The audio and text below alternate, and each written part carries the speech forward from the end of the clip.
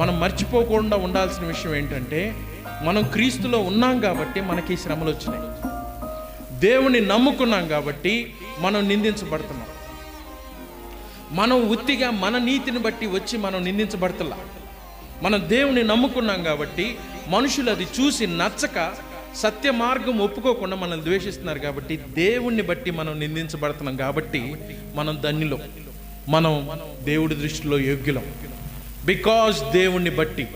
ఎందుకు ఈయన ఎక్కడ మాట్లాడతాడు? 1 పేతురు 4వ అధ్యాయంలో ఈ మాటను మీరు మాట్లాడతారు. చూడండి, 1 పేతురు 4వ అధ్యాయంలో, మీరు మహానందముతో సంతోషించు నిమిత్తము క్రీస్తు శ్రమల్లో మీరు పాలువైనంతగా సంతోషించుడి. క్రీస్తు నామం నిమిత్తం మీరు నింద పాలైన ఎడల మహిమా స్వరూపి అయిన ఆత్మ అనగా దేవుని ఆత్మ నీ మీద నిలుచుచున్నాడు గనక మీరు ధన్యులు. దేవుడి ఆత్మ ఎప్పుడు ఉంటుంది? మీరు నింద పాలైనప్పుడు ఆయన ఆత్మ మీ మీద ఉంటుంది. పెంతెకోస్తు సంఘాల ప్రకారం దేవుని ఆత్మ ఎప్పుడు ఉంటుంది? పెద్దగా సౌండ్ పెట్టి భాషలతో మాట్లాడి చప్పట్లు కొడితే అప్పుడు ఆత్మ వారి మీద ఉన్నదని వారు నమ్ముతారు. కానీ లేఖనాలు ఏం చెప్తున్నాయి? ఎవరైతే క్రీస్తు నిమిత్తం నీతిగా బ్రతికి హింసించబడతారో వారి మీద దేవుడి ఆత్మ ఉంటుంది. అప్పుడు నిజంగా దేవుడి ఆత్మ ఉంటుంది. గమనించండి, నిజమైన విశ్వాసులు, నిజమైన సేవకులను ఎలా తెలుసుకుంటామంటే, ఈ అబద్ధ బోధకులు ఎప్పుడు కూడా నింద పడడానికి, ఇబ్బంది పడటానికి ఇష్టపడరు. అందుకని వాళ్ళు సువార్తం చెప్పరు. సువార్తం చెప్తే ఇబ్బంది పడతారు. అందుకని ఏం చెప్తారు? ఎప్పుడు కూడా దేవుడు నీకు సౌఖ్యాన్ని ఇస్తాడు, నీకు మంచిని ఇస్తాడు, మేలు చేస్తాడు, ఇవే చెప్తాడు. ఇవి చెప్తే ఏమైంది? మనుషులు ఎవరేమనరు.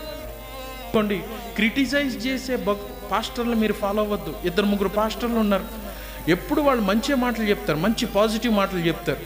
వాళ్ళని నేను కూడా ఫాలో అవుతా అంటున్నాడు.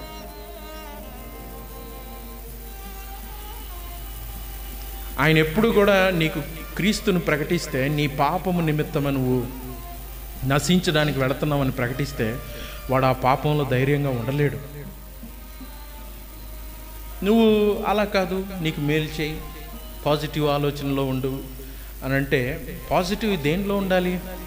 పాపమును గురించి హెచ్చరిక లేకపోతే మనిషి ఎప్పుడు కూడా తను వెళుతున్న మార్గం తన దృష్టికి సరైనదిగా ఉంటుంది. ఒకని దృష్టికి అది సరైనదిగా కనపడుద్ది, కానీ తుదకు అది మరణానికి తీసుకువెళ్ళింది. నువ్వు హెచ్చరించకపోతే వాడు తన దృష్టికి తాను జ్ఞాని అనుకుంటాడు, నీతిమంతుడు అనుకుంటాడు, యోగ్యుడు అనుకుంటాడు. పాపమును గురించి జ్ఞప్తి లేకుండా జీవిస్తాడు.